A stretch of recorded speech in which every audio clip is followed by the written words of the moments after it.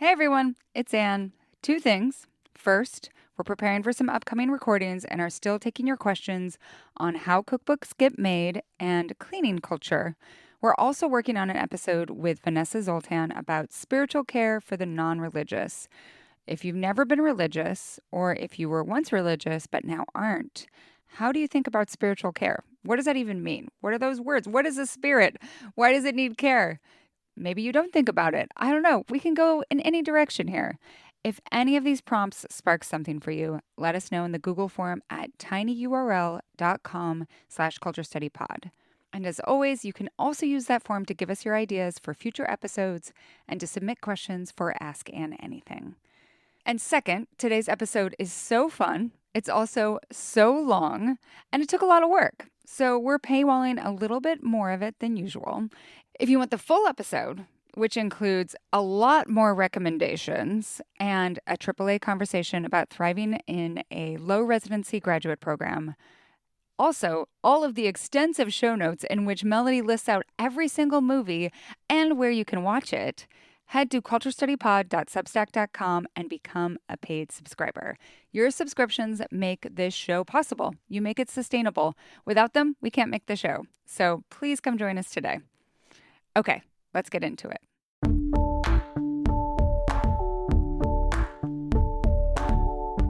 This is the Culture Study Podcast, and I'm Anne Helen Peterson. And I'm Margaret H. Willison. I'm a writer and podcaster, previously featured on this program to talk about celebrity outrage, and now, logically, back to talk about classic film.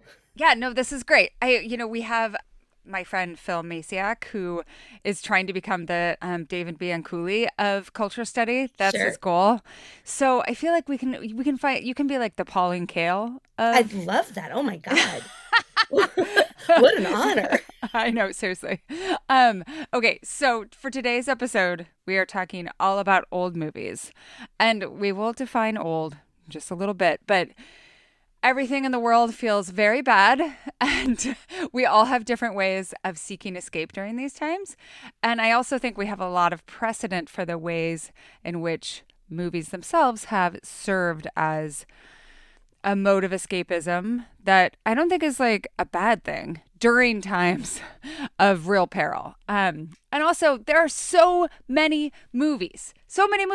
Yeah. Like, There's so like many before we movies. got on this call, but I was like, oh, I'm a little bit late because I was thinking of every single movie I've ever watched.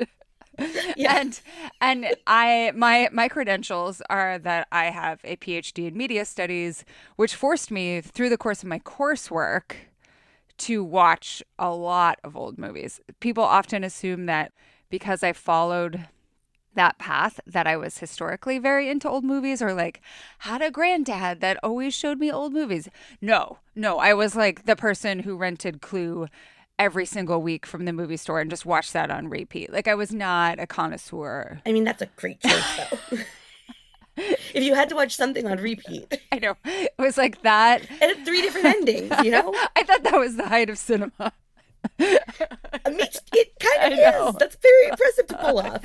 And also gave me like, oh, this is Tim Curry. Like when I eventually saw Rocky Horror Picture Show for the first time, I was like, oh, the Right. butler. You're like, this is different. This is different. It's Wadsworth. What is your history with old movies? So I'd say like I am actually that person. I've sort of always been into classic movies because like that Onion article that's like dad alienates daughter from her peers by showing her exclusively like high quality content. Yeah.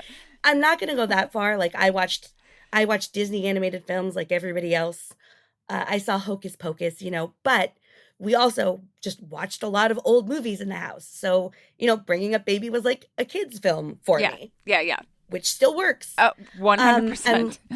I'm lucky enough to have grown up and lived most of my life in Boston, where we've always had a couple of really strong repertory film theaters. Mm-hmm. So that's also been a major help, where it's just like, oh, hey, the Brattle is playing such and such. I should go and see it. That's actually how I saw one of my favorite movies of all time, The Third Man.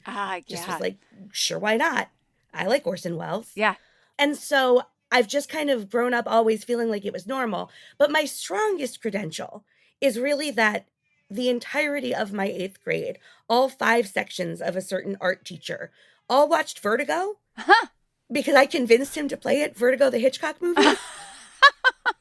I was just,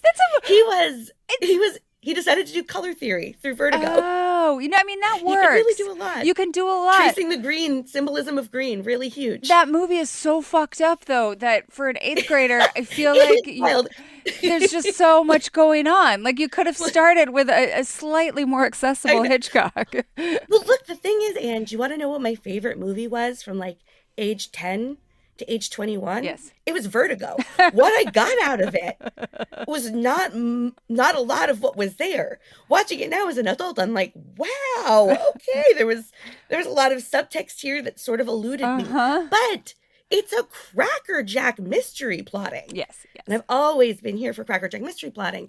And what I can say, all these 8th graders, 130 of us watched this. And still to this day, people will come up and be like, you're the one who had us watch Vertigo, right? They're like, man, that movie was great. So if you give yourself over to the different pace and aesthetics of a classic film, they're built to be enjoyed. And I think we will get to a lot of philosophical questions on why it's harder to access old movies. Like for me, there were always the old movie sections in like the local video store, but then also like when I was bored and scrolling through the channels, there were always old movies on television. Yeah. And so you could access them in sort of like serendipitous ways that I think are a little bit harder now because we live in this age of like you have infinite choice that you are always like choosing something deliberately. Yes. Right? Yes. And it's infinite choice with invisible constraint. Yes. And it's hard to choose something that you also maybe feel like ambivalent about or like, I don't like this type of thing. And then the other thing, and we'll talk more about this later, is I think that it's harder to sit through old movies because the way that the narrative plotting works is just different, right? It doesn't have like whammies every 5 minutes the way that a contemporary blockbuster does. Like the narrative is just gripping you in a different way. And so unless you are very intentional about, I'm putting my phone in the other room, or unless you have access to like seeing it in a larger theater where you don't have any sort of distractions, which for me is always the optimal way to watch one of these movies. Agreed. But not everyone has access to. So we are admitting from the beginning, there are challenges. It is not easy to get yourself into old movies, but sometimes if you give yourself a hook, you can kind of get addicted to it. So that's what we're going to try to do. I think a lot about whether art wants to be enjoyed, how much aesthetic friction the creator is deliberately inserting. And like on that scale, you have something like David Lynch, right, where he's like putting a lot of aesthetic friction in there for you. And then you have something like Nora Ephron, right? Where for me, just couldn't go down smoother. Just love it with every fiber of my being, and it wants to be loved. Yes. What is very interesting about old movies and about old media in general, I like this about old books too, is that there's aesthetic friction, but it's not anything the creator intended to be there. The aesthetic friction comes from the foreignness of it. And what's true about any amount of struggling through aesthetic friction, that can make you tune into something more deeply. Like, that's why some artists insert it deliberately. Yes. And I think with classic films, it can work the same way. It's like once you push through the aesthetic friction of everybody talking kind of like this for no good reason, by golly. Once you get past all those weird differences, they want to be loved. These are films that just like wanted you to leave the theater thrilled. And I love that. I love accidental aesthetic friction. Yes. And it gives you that special level of deeper engagement. My favorite example of that is the Technicolor fashion show that takes 20 minutes in the middle of The Women, which is a famous quasi screwball, but like just like catty women going after each other. But there is this moment where you go to this fashion show and it's just 20, like it's literally 20 and you're minutes. Just looking at fashion. And it's in Technicolor. The rest of the movie is not in Technicolor. So like you've gone to Oz. Right. But just for the fits. Yes. And then it comes if we back. talk about women, And you're like, I feel like it's not responsible to talk about it and not give both the gimmick and the tagline. Yeah. So the gimmick is that there are no male actors appear in the movie at any point. But the tagline is the women, it's all about men. Which is also very classic. Yes. Very classic. Okay, before we go down that route, we're going to start with a question from Haley, which is going to allow us to set the stage for how we're defining old here. What makes a movie old? I was a film major in undergrad, and people always expected me to love old movies, which I think of as black and white film. I do not strongly dislike them. I even appreciate a lot of them, but they are not my go-to, despite my education. They feel highbrow to me in a weird way, which my focus in undergrad was pop culture, so I hated the question, what's your favorite movie? From other majors who assume mine must be something like Citizen Kane. Does Ferris Bueller count as old now? I love that film, but do not consider it old. Does anything before digital editing count as old? I love starting off with an ontological discussion, you know? Yes. The first thing I want to say, I'm not going to answer the question at all first, is I'm going to say that Citizen Kane is held up as this like paragon of like, if you're a film major, you like Citizen Kane. And then it's like people shit on it. And the thing is having revisited it when I was in my PhD, it is a very, very good movie. Like it is an excellent like, you know, when sometimes people do like something's underhyped, appropriately hyped, overhyped, like Citizen Kane is appropriately hyped. It is really good. And it's also true that a lot of what makes it special does not seem as special now. Yeah. Because every other movie does it now. Right. Right? Like Orson Welles invented a ton of amazing different ways to do shots in that movie. And none of it registers as special to us right now because we're like, okay, yeah, it's a tracking shot. Like, right. Cool. Or like the idea that like, oh, you'd start with like a spoiler for the end of the movie that then you would like use as a puzzle piece to unpack the rest of it. Right. Like all of Christopher Nolan is indebted right. to Orson Welles in this movie. So besides that, what are you bringing to the table today in terms of how you think of old? So how I think of old right now relates to something I want to cite appropriately, so I got to find it at some point, but something I read about what percentage of streaming movies were older than 25 years, right? And it's some dismal percentage of movies on streaming services are older than 25 years. Yeah. And so merely because that's the case, that's the loosest container I can put old in. Equally, you know, much as my adolescence is now being resold on Depop to present day teenagers looking for the Y2K aesthetic. What we liked as children, if you watch it now, it has the same aesthetic friction that an old movie would. Yes. Because it's not paced the same. The values are like trash in a way you just like fully didn't remember. Yes. The women are weirdly objectified in every family movie and you're like, what's happening? Yes. And that, like, I'm glad that you brought up the narrative pacing and the friction because I have experienced this a lot trying to show classics from our childhood, as in came out in our childhood. Yes. To young kids now. And because the narrative does not start with like boom, boom, boom, boom, boom. Like it's not like immediate action into the narrative, which has become so commonplace. Like I tried to show Miss Doubtfire, which, you know, there's some complicated things going on in that movie, but also a classic. And there's so much preamble. Like there's so much like dun dun dun dun dun. Here we are in San Francisco. Like, look, there's parents. That even, I think, signifies as old. And certainly young kids today, anything where the original trailer used the like, in a time where, you know, like that style of trailer, that is old. Right. I think for this particular podcast, I'm trying to skew largely older. Yes. Same. Right. Because I feel like that's the portion of things that the folks listening to this show who are all my age are going to be less familiar with. Right.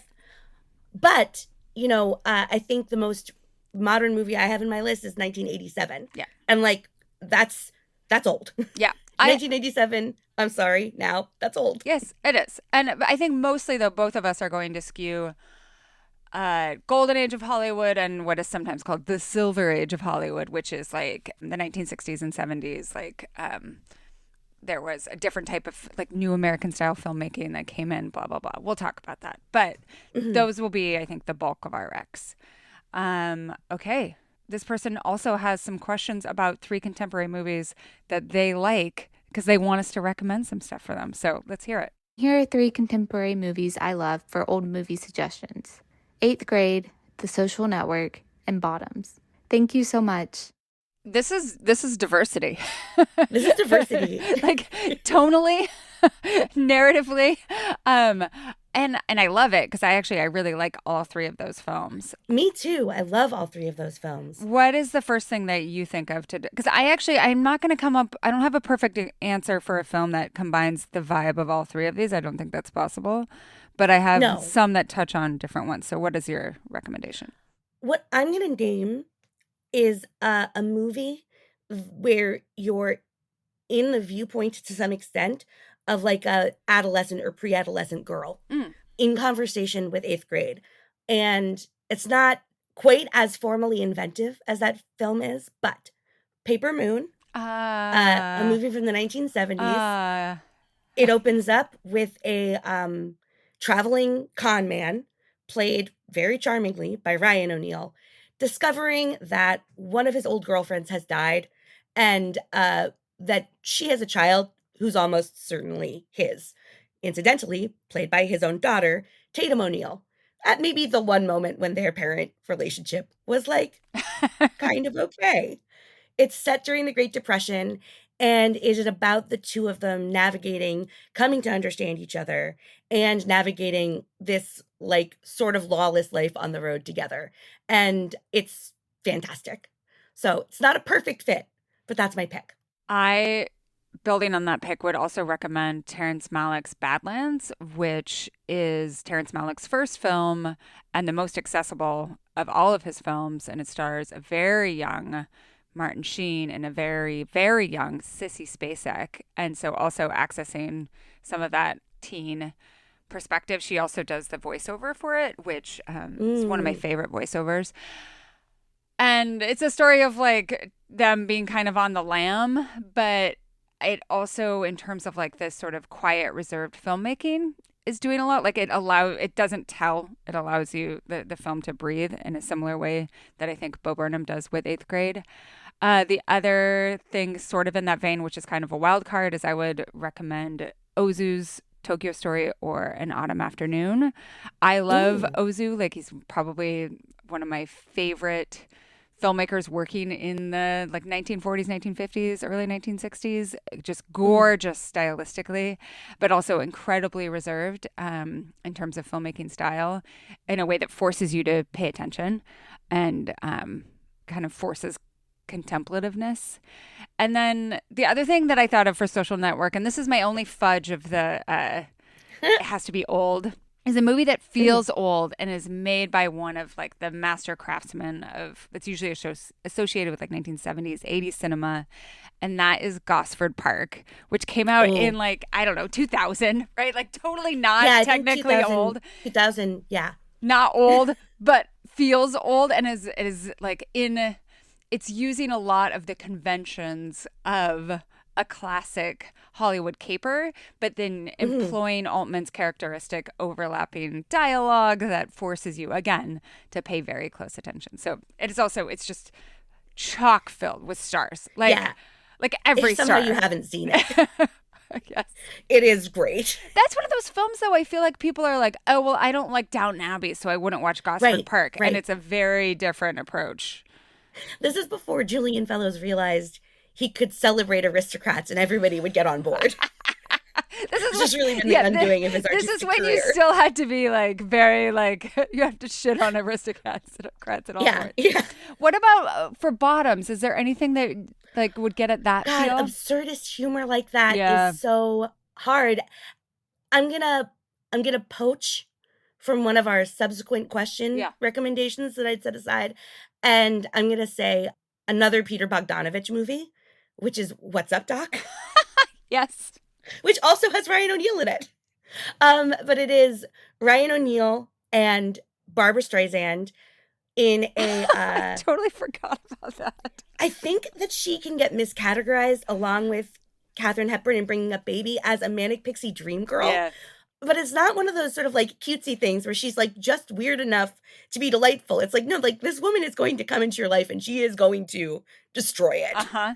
Like your whole life's work will be building this dinosaur skeleton. And the climax of the movie will be that dinosaur skeleton collapsing. Right?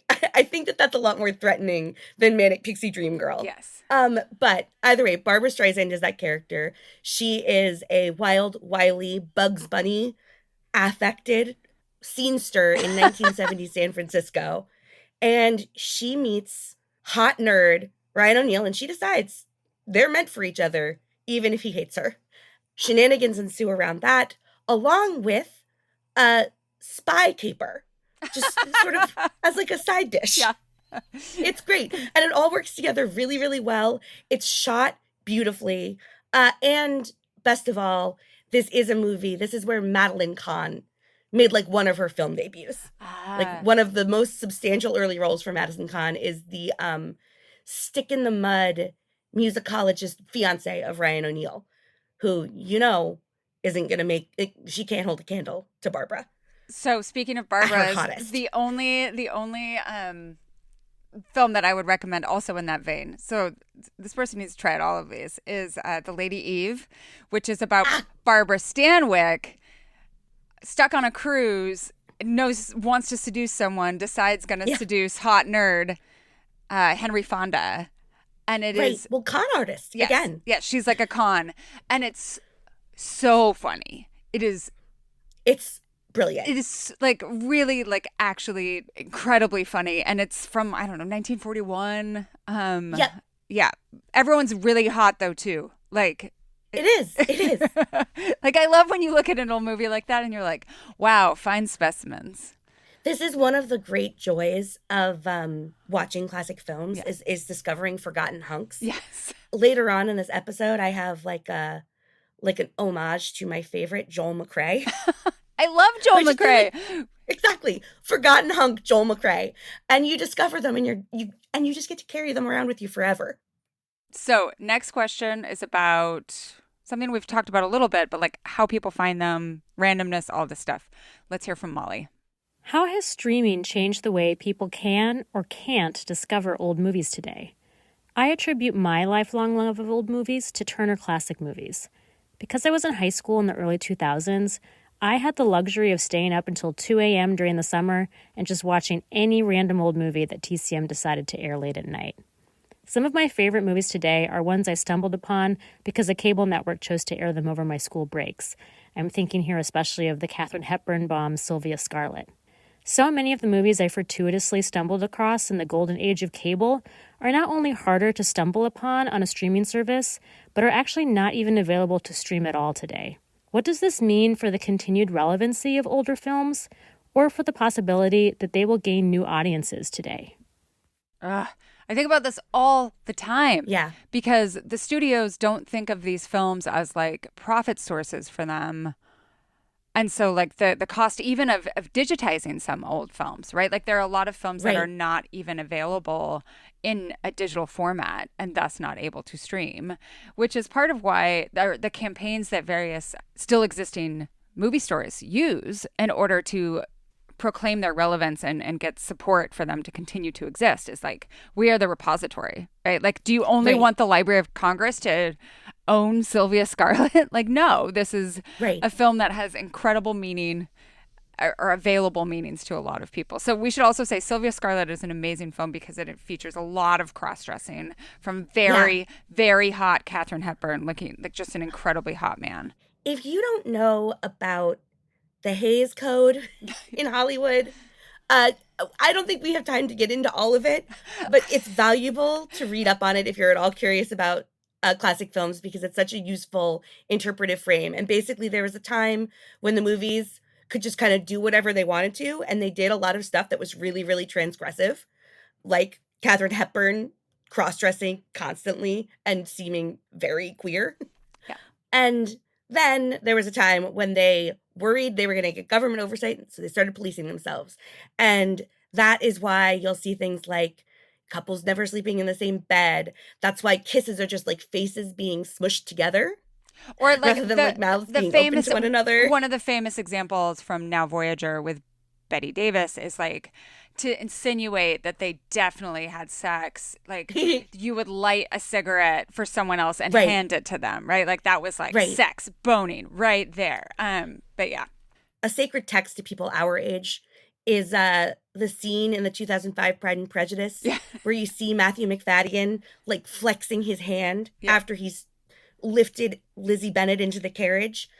If that means something to you, just welcome to classic film, right? Because they couldn't show things more explicit than that. So in the same way that historical romance novels can enshrine these tiny moments as like deeply meaningful gestures, like lighting a cigarette as though they'd just fucked, like that was all Paul Henreid and Betty Davis had. Yeah. And you feel it. Yes. And it's so hot and cool. But okay, this goes to work. But you don't have like there's a lot of these they're called pre-code films that were the ones that were testing boundaries before Hollywood self-implemented this code on itself. And then also those the post-code era films, and then the films that were kind of like fucking around with the code in the 1950s, like seeing what can we get away with? Are we breaking down the code? Like there are so many different types of movies that if they're not like part of, I don't know, like the BFI, the British Film Institute top 10, they're not going to necessarily be included like, or even accessible on like, I don't know. Yeah. Not like certainly so, not like, Netflix. Netflix does not give a shit about old movies. No. There are some that are on Max. I am actually usually surprised by how many there are on Amazon, but I think that's just because like they're movies that you can buy, certainly not stream. Right. But at least they're digitized and easily accessible. Yeah. And they're usually pretty cheap to buy. Yeah. So yeah, are we worried about how this is going to impact their relevance? Yes, constantly. How can you still find them? So the easiest thing is if you really just want to make this a project for a month or a year, the Criterion streaming service is the closest thing you're going to find to something like Turner Classic Movies. Yeah. They do really thoughtful programming in terms of like what's available at any given time. They have a great newsletter where they'll sort of tell you how these films relate to each other. I think some of them also pay attention to great film podcasts like You Must Remember This. And so they'll sort of line up with seasons that she's doing. So that's one way, streaming service to get it. And then a freer way, one of the like most fun things my old roommate Bruce and I ever did is we just decided to go in on like one random actor we really liked and just rent every DVD the library had from that actor. Yeah. We did it with George Sanders, who's this British character actor who plays sort of like high-class judgmental cads in a lot of different things. Yeah. And we got to see this whole range of high-class judgmental cads and a bunch of movies where surprisingly he isn't one. And it was just phenomenal. And like you can create your own Summer of Stars. Yeah. Right? Like go in on Betty Davis and just get everything your library has on them. And if your library doesn't own something and you want them to get it, ask them to buy it. They love to buy things for you. Or they can interlibrary loan it too from a larger library, which is amazing. And libraries are amazing for that. I think people don't often think about DVDs anymore. You can also do it with CDs, which is pretty cool. I don't, and I know that I should. Like I can't throw away my DVDs, but I also will not. Mm-hmm. I won't watch one. Yeah. No, I know, but you must keep them. Right, that's a level of non-aesthetic. That's a level of material friction. That's too high a bar for me. So if that's true for you, respect. But I feel like, especially if you've got like a curious young teenager who's like sort of in on this with you, this would be a great bonding activity. Getting like a secondhand DVD player and just like going in on an actor and finding all the stuff you can from them. And obviously your teen mileage might vary, but teens like being into weird esoteric shit. So that is one thing that you can do. The other thing I would do if you were in any sort of a larger metropolitan area is there almost always is a like some sort of like retrospective summer series. Mm-hmm. And they're often not super deep cuts, but there are some mid cuts that come in like like the one in Austin, which is my favorite in the entire world. They would do a bunch of early horror stuff then they would go to like, you know, kind of weirder westerns and like neo-noir, like everything. And some of them were the things that like you would see, like you and I would be like, yeah, everyone's seen that. But like maybe you haven't But seen not that. everybody's seen that. There are new people born every day who've never seen Raiders of the Lost Ark. Right. And I think that's beautiful. And they would go all the way up to like Jurassic Park, and the opportunity to see Jurassic Park in a movie theater again, the original, clearly.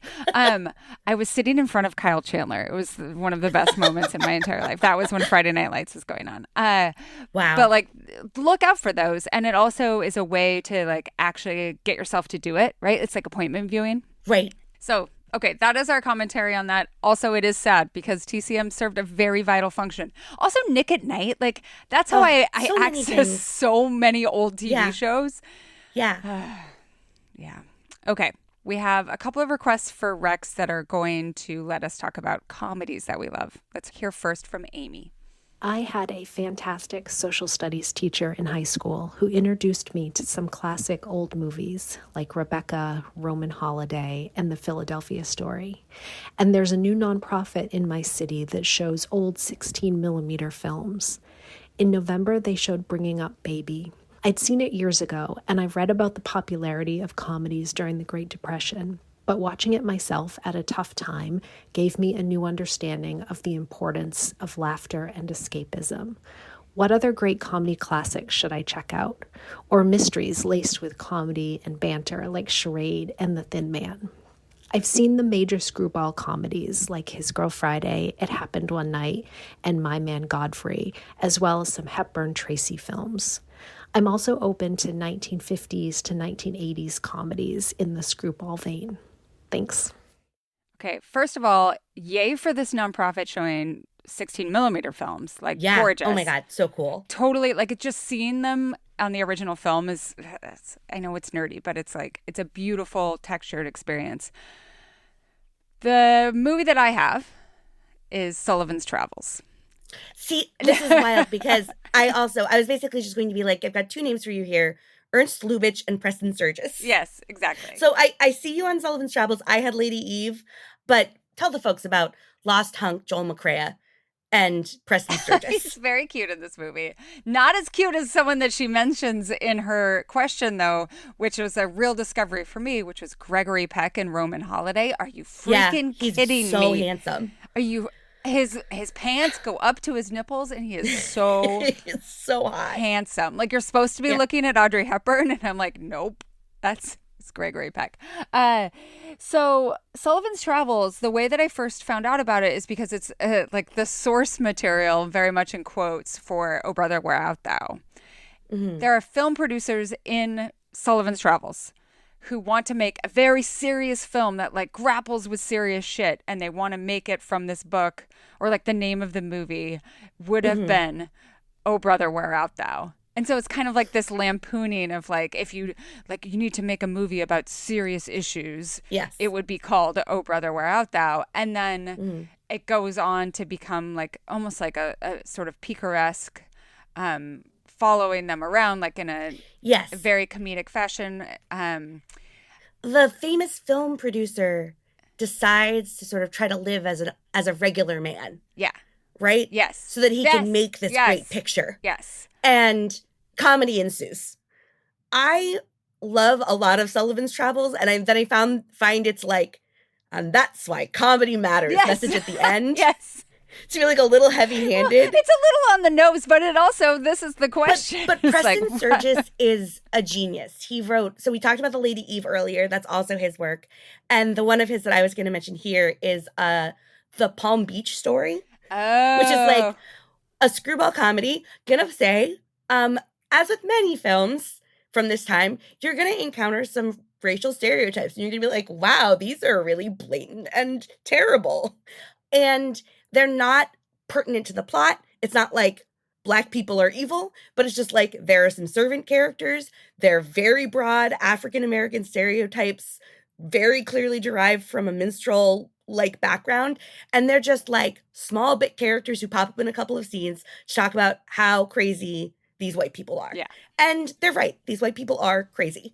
And this is about Joel McCrea, long lost hunk, and Claudette Colbert, They are a young couple who are married and want to bone a lot. They're really attracted to each other and they love each other.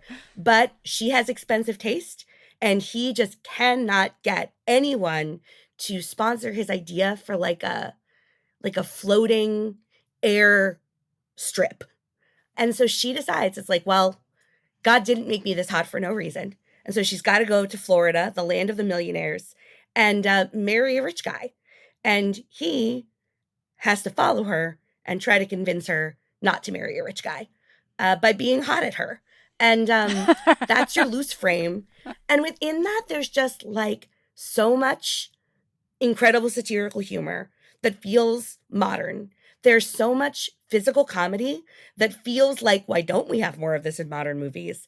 And hot people you'd never seen before. Yeah. It's great.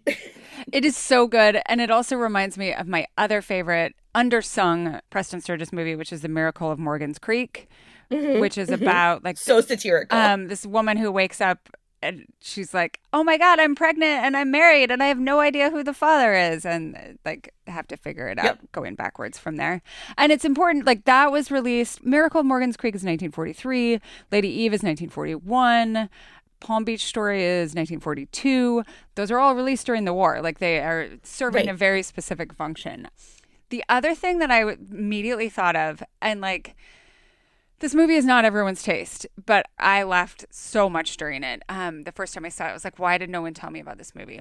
It's Shampoo, which is Warren Beatty, Goldie Hawn, Julie Christie, who talk about like incredible hottie from the 1970s. Julie Christie, oh my God.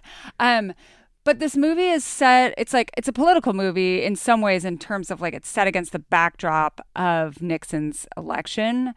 But it's also just about like this hot kind of stupid guy played by Warren Beatty who has really good hair, like gets his hair blow dried. And he's the shampoo boy and like at a salon and has to figure out a bunch of other like shenanigans. But the real appeal here is if you want to understand like who Warren Beatty was, what Warren Beatty meant, this movie is very effective at that. So I mentioned another director, screenwriter, director, Ernst Lubitsch. He and Preston Sturges are like my two, like they're like the ace I keep up my sleeve.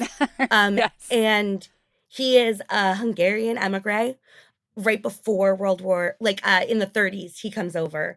And this particular movie, To Be or Not to Be, is about a group of bad actors staging a production of Hamlet that they discover they must use to thwart the Nazis and sort of like defeat Hitler. And like with slapstick and great, again, satire on what people in artistic communities are like, they really do a truly incredible job. This movie walked so Inglourious Basterds could run. Yes. And I find movies like this so much more effective than like, I don't know, Casablanca in terms of like indicting the Nazis.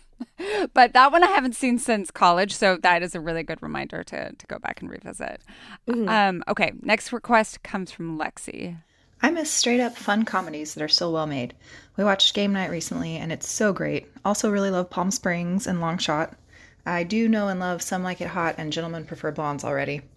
I also love a great action movie that has some smarts or comedy, like True Lies or Fall Guy. And my third category is dance movies with heart, like Footloose or Dirty Dancing. Thanks. Okay, where do you go on this, Margaret? I have a good idea, but I want to hear yours. So my first one is jumping off from Long Shot, which is, if you've never seen it, a phenomenal romantic comedy. Yes. And it is a romantic comedy in a political setting. And so for that, I wanted to do the original 1950 Born Yesterday, starring Judy Holliday. Oh, yeah. And one of the things that is really fun about engaging with old media is finding out that like every problem we have now has been had before. Like they've all been had before. Yes. And so this particular one is a big oily creep of like a mob boss / business tycoon comes to Washington, D.C. to sort of grab power. And he brings along his dumb blonde girlfriend. And he's told early on, you know, your dumb blonde girlfriend is really going to hold you back in these elite social circles because she just doesn't know. She doesn't know her elbow from her ass. So you've got to take care of that. And so he deals with it by hiring an incredibly handsome man to tutor her in American history and civics and literature. And through that, one, does she fall in love with the hot man who's tutoring her? Maybe, you could say. And then two, you get a very like Capra-esque sort of clueless outsider perspective on the machinations of Washington that even in this moment is still very refreshing. And it's a film debut from Judy Holliday, who is an incredible comedic actress. And like really, she starred in this on Broadway, and she really had to fight to get the role in the movie because she was considered too fat and too Jewish, which you're going to look at her and be like, her? But Louis B. Mayer wasn't a great guy. No, not a great guy at all. So what I thought of immediately was if this person, I know they've seen some of the kind of classic Some Like It Hot, Gentlemen Prefer Blondes of that era. I would also recommend A Philadelphia Story, which is a classic and very often recommended, but it's a classic for a reason. And it stars Katharine Hepburn and Cary Grant and Jimmy Stewart in like the most lovable Jimmy Stewart. Like I don't always like Jimmy Stewart, but I really like him in this movie. And it's what's called a comedy of remarriage, which is a very common trope in screwball comedies where people have gotten divorced and then are they going to get back together or aren't they? And that's Katharine Hepburn and Cary Grant. And it's interesting because Cary Grant is not as likable in this movie. Usually like he's just like straight up likable all over the place. But in this case, it's Jimmy Stewart who gets to play like the super likable person who maybe convinces Katharine Hepburn that like, oh, there's something else to life than being married to this kind of stick in the mud who is Cary Grant. And this movie, I feel like, opens up one of the other great joys of engaging with old media, which is like, how would I rewrite this? Because it's like three of the best performances. Like the chemistry from the cast is incredible. The performances they turn in are incredible. And there's also this sort of overarching narrative where I'm like, I have a couple notes on this one. Can I tweak one or two things? My dad in the late 90s had an aspiration to do a version of this with old California rich people and like the upstart fiance being like a .com guy. Yeah, totally. And I think now that would be a period piece in and of itself, but a period worth investigating. Yeah. And I think this one, I don't think it should ever be remade. But I think that there is so much fun in sitting with your friends and talking through and being like, what would we do differently here? Right. The other thing that came to my mind immediately for the like action movie that has smarts or comedy is Butch Cassidy and the Sundance Kid, which that's a fun one. Is like such a like ready-made classic. Like you have Paul Newman, hottest of all hot in this movie. Truly. Like just endless. I mean, there's actually very few movies when Paul Newman isn't the hottest of all hot, but he's particularly handsome in this movie. They play outlaws. It's like loosely based on a sort of real story. Outlaws who are going around and eventually make their way to South America. And also there's a woman played by Catherine Ross who's involved. Yes. And also, the song "Raindrops Keep Falling on My Head" was debuted in this movie, and it's very like that. It became a huge hit, but it also has Robert Redford. How did I miss that? There's a lot of witty banter. It was pretty responsible for launching Robert Redford's career. Like there's nothing super sophisticated going on in this movie, but that I think you could say the same of say True Lies. It is just a romp. Like it is incredibly fun to watch. And you will be like, okay, now I want to watch more of all of these people. I want to see everything that they're involved in. So that would be my other rec. Yeah. And for the action movie with smarts, it's cliche to point to Hitchcock for this, but sometimes cliches are true. If you haven't seen North by Northwest, watch it. Normal ad man Cary Grant gets mistaken for a spy and has to start running from a criminal organization determined to kill him. And runs in the most debonair way anyone has ever fled. And he has to run up the nose of Mount Rushmore. It's It is a classic for a reason. I'm almost hesitant to recommend it because it feels like one of those classic movies people have actually seen. But that's not true. There are people who maybe have never seen a classic film. And if you haven't seen that one, if you've seen if you've seen like the big 5 Hitchcocks, but you haven't gone deeper in his catalog, the one I would recommend here, it came to me through my George Saunders dive, and it is Foreign Correspondent. Oh, I haven't Once seen again, it. Joel McCrea. Joel McCrea is a average American man who decides he can do a better job reporting for the local paper on World War II than their current reporter. And so he convinces the managing editor, he gets sent over there, and then, as you do in a Hitchcock movie, stumbles into a ring of Nazi spies and has to figure out who he can trust and who he can't. There are these incredible climactic sequences with windmills in Holland. And it is an absolute delight. You do not know the twists are coming. You don't know what they're going to be. And everybody is witty and charming all throughout. I don't know if people know this, but Margaret is the president of the Joel McCrea fan club. She I had one goal coming here. Keeps it alive. You're also... I think this is the last Joel McCrea film I'm going to recommend. You're stupendously good at recalling the exact plot points of movies. I'm like, shampoo, the vibes, funny. Vibe impeccable. Look, that's the important part. Okay. I got a good memory. Oh, okay. What about dance movies with heart? The thing that I go to is like, and we're going to talk about this a little bit in the next one, which is about like how if you don't like musicals. But I think for this person, an incredible dance movie with heart is Singing in the Rain. Yeah, I mean, we're gonna introduce the concept of Singing in the Rain. Yes. Then let's get the musical question, because I love that was what both of us came up with. Yes. For the musical question. Singing in the Rain is like if you had someone whose heart was like blackened against musicals and was like, I will never watch a musical in my life. You show them Singing in the Rain and they're like, I do think one exception. Yes. And I can make a really good case for it based on the specific bits of aesthetic friction that the person mentioned in their question. So we should hear the question, and then I can be like, this is why I think this one will work. Okay, this episode is going long, so we're going to save the rest of it for paid subscribers. We're going to talk about musicals, movies about people doing their jobs really well, like competency porn, movies about catty women, whodunits, delightful romances, and so much more. I don't know. It's possible, but we have a lot more. And by the way, if you're furiously taking notes on all of us, the show notes for paid subscribers will have a list of every single movie we mentioned, along with where you can watch it. It took Melody forever to do this, and that's the kind of thing that subscriptions pay for.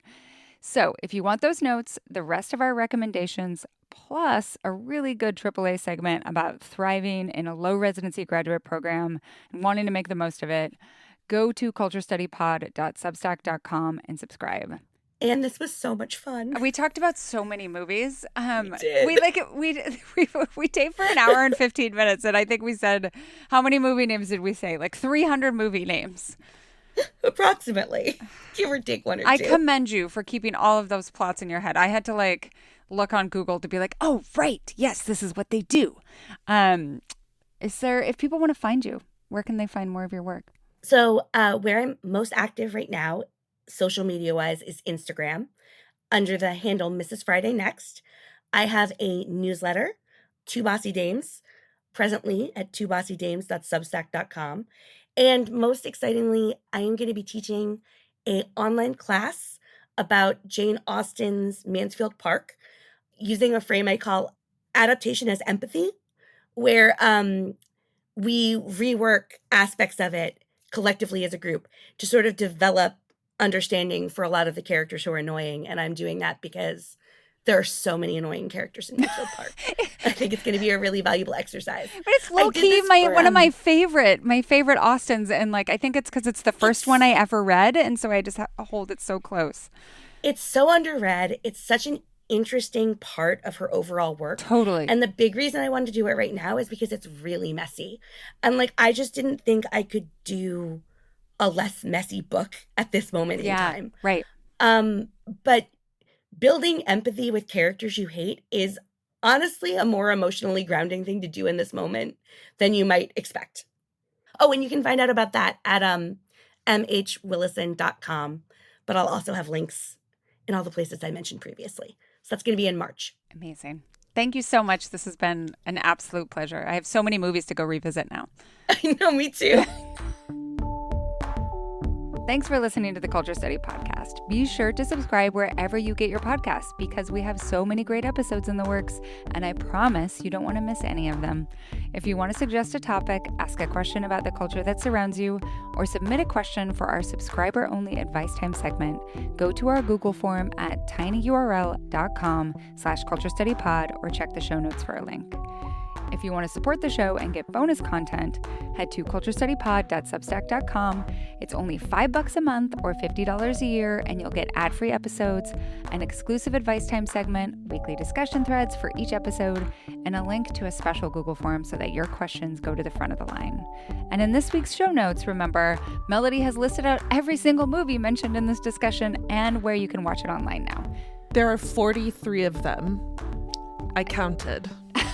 Do we have to change the episode title now? No. Probably. That's the kind I'm just chiming in. That's the kind of labor your subscriptions pay for. The Culture Study Podcast is produced by me, Anne Helen Peterson, and Melody Rowell. Our music is by Poddington Bear, and you can find me on Instagram at Anne Helen Peterson, Melody at Melodious47, and the show at Culture Study Pod. Is there a baby? No, there is a construction next door. Oh, it's like I a was just about to buzzsaw.